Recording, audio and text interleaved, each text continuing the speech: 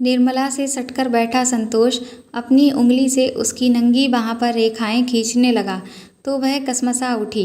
जिंदगी में पहली बार उसने किसी मर्द की इतनी प्यार भरी छुअन महसूस की थी। निर्मला की इच्छा हुई कि संतोष उसे अपनी बाहों में भरकर इतनी जोर से भींचे कि निर्मला के मन की बात समझकर संतोष की आंखों में चमक आ गई। उसके हाथ निर्मला की नंगी बाहों पर फिसलते हुए गले तक पहुंच गए, फिर ब्लाउज से झांकती गोलाइयों तक। तभी बाहर से आवाज़ सुनाई पड़ी, दीदी चाय बन गई है।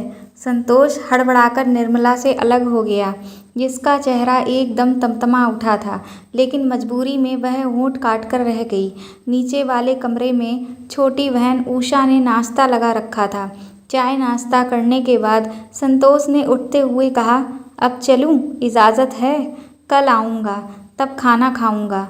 कोई बढ़िया सी चीज़ बनाना, आज बहुत ज़रूरी काम है, इसीलिए यहाँ से जाना पड़ेगा। अच्छा 5 मिनट तो रुको, उषा ने बर्तन समेटते हुए कहा। मुझे अपनी एक सहेली से नोट्स लेने हैं, रास्ते में छोड़ देना, मैं बस 5 मिनट में तैयार होकर आती हूँ। उषा थोड़ी देर में कपड़े बदलकर आ गई। संतोष उसे अपनी मोटरसाइकिल पर बैठाकर चला गया। उधर निर्मला कमरे में बिस्तर पर गिर पड़ी और प्यास अधूरी रह जाने से तड़पने लगी। निर्मला की आंखों के आगे एक बार फिर संतोष का चेहरा तैर उठा। उसने झपट कर दरवाज़ा बंद कर दिया और बिस्तर पर गिरकर मछली की तरह छटपटाने लगी। निर्मला को पहली बार अपनी बहन उषा और माँ पर गुस्सा आया। माँ चाय नाश्ता बनाने में थोड़ी देर और लगा देती तो उनका क्या बिगड़ जाता। उषा कुछ देर उसे और ना बुलाती तो निर्मला को वह सब कुछ ज़रूर मिल जाता जिसके लिए वह कब से तरस रही थी। जब पिता की मौत हुई थी तब निर्मला 22 साल की थी। उससे बड़ी कोई और औलाद ना होने के चलते बीमार माँ और छोटी बहन उषा को पालने की जिम्मेदारी बिना कहे ही उसके कंधे पर आ पड़ी थी। निर्मला को एक प्राइवेट फर्म में अच्छी सी नौकरी मिल भी गई थी। उस समय उषा 10वीं जमात के इम्तिहान दे चुकी थी, लेकिन उसने धीरे धीरे आगे पढ़कर बीए में दाखिला लेते समय निर्मला से कहा था, दीदी माँ की दवा में बड़ा पैसा खर्च हो रहा है, तुम अकेले कितना बोझ उठाओगी। मैं सोच रही हूँ कि 2-4 ट्यूशन कर लूँ तो 2-3 हज़ार रुपये बड़े आराम से निकल जाएंगे, जिससे मेरी पढ़ाई के खर्च में मदद हो जाएगी। तुझे पढ़ाई के खर्च की चिंता क्यों हो रही है? मैं कमा रही हूँ ना, बस तू पढ़ती जा, निर्मला बोली थी। अब निर्मला 30 साल की होने वाली है। 1-2 साल में उषा भी पढ़ लिख कर ससुराल चली जाएगी तो अकेलापन पहाड़ बन जाएगा। लेकिन एक दिन अचानक मौका हाथ आ लगा था तो निर्मला की सोई इच्छाएं अंगड़ाई लेकर जाग उठी थीं। उस दिन दफ्तर में काम निपटाने के बाद सब चले गए थे। निर्मला देर तक बैठी कागज़ों को चेक करती रही थी। संतोष उसकी मदद कर रहा था। आखिरकार रात के 10 बजे फाइल समेट कर वह उठी तो संतोष ने हंसकर कहा था, इस समय तो ऑटो रिक्शा या टैक्सी भी नहीं मिलेगी, इसलिए मैं आपको मोटरसाइकिल से घर तक छोड़ देता हूँ। निर्मला ने कहा था, ओह एडवांस में शुक्रिया।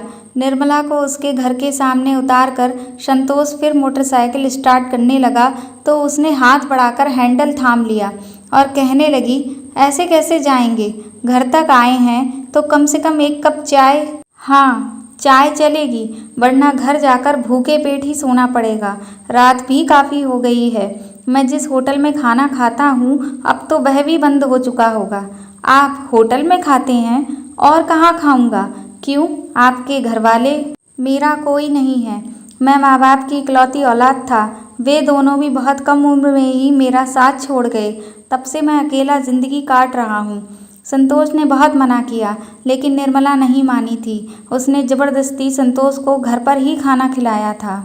अगले दिन शाम के 5 बजे निर्मला को देखकर मोटरसाइकिल का इंजन स्टार्ट करते हुए संतोष ने कहा था, आइए बैठिए। निर्मला ने बिना कुछ बोले ही पीछे की सीट पर बैठकर उसके कंधे पर हाथ रख दिया था। घर पहुंचकर उसने फिर चाय पीने की गुजारिश की तो संतोष ने 1-2 बार मना किया, लेकिन निर्मला उसे अंदर घर के खींच कर ले गई थी। इसके बाद रोज का यही सिलसिला हो गया। संतोष को निर्मला के घर आने या रुकने के लिए कहने की ज़रूरत नहीं पड़ती थी।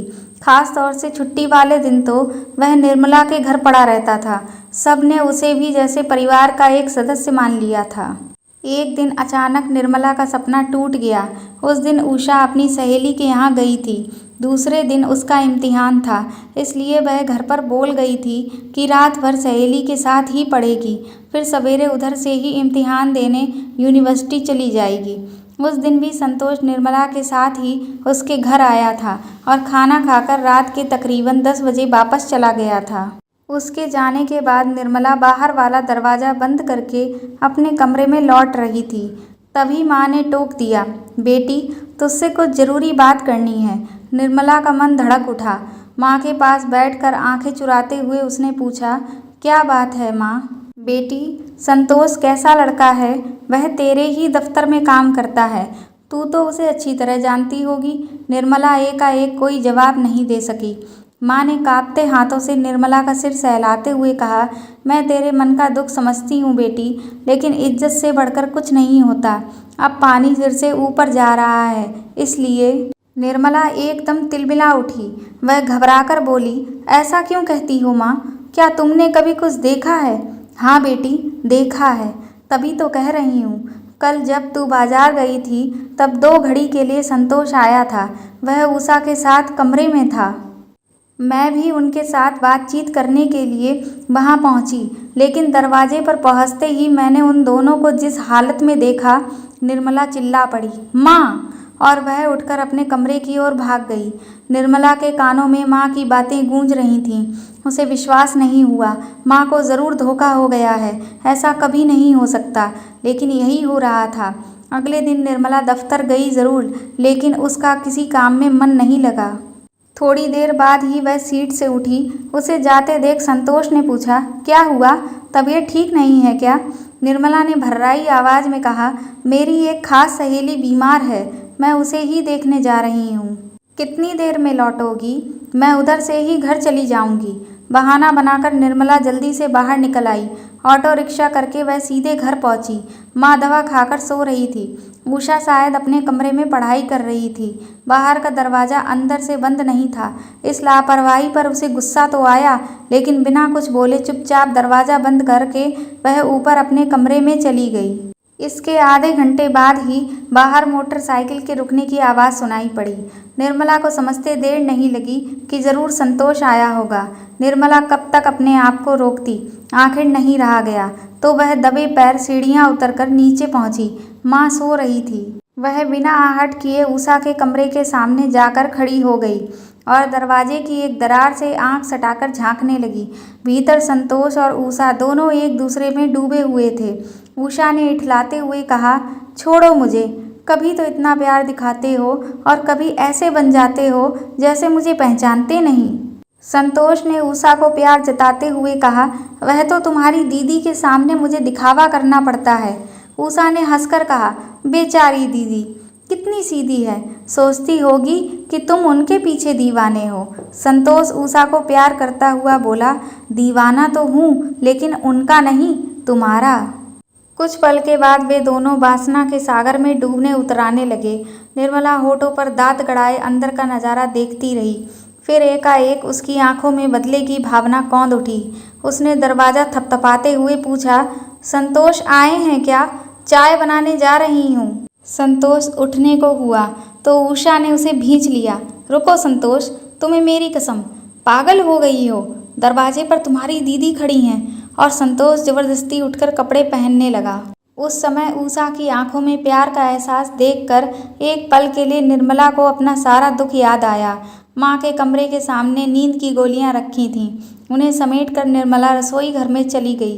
चाय छानने के बाद वह एक कप में ढेर सारी नींद की गोलियां डालकर चम्मच से हिलाती रही, फिर ट्रे में उठाए हुए बाहर निकल आई। संतोष ने चाय पीकर उठते हुए आंखें चुराकर कहा, मुझे बहुत तेज़ नींद आ रही है, अब चलता हूँ, फिर मुलाकात होगी। इतना कहकर संतोष बाहर निकला और मोटरसाइकिल स्टार्ट करके घर के लिए चला गया। दूसरे दिन अखबारों में एक खबर छपी थी, कल मोटरसाइकिल पेड़ से टकरा जाने से एक नौजवान की दर्दनाक मौत हो गई। उसकी जेब में मिले पहचान पत्रों से पता चला कि संतोष नाम का वह नौजवान एक प्राइवेट कंपनी में काम करता था। दोस्तों, आपको यह कहानी कैसी लगी कमेंट बॉक्स में कमेंट करके ज़रूर बताएं। और अगर आप मेरे चैनल पर नए हैं तो मेरे चैनल को सब्सक्राइब करें, इस कहानी को ज़्यादा से ज़्यादा शेयर करें और लाइक करें। Thank you.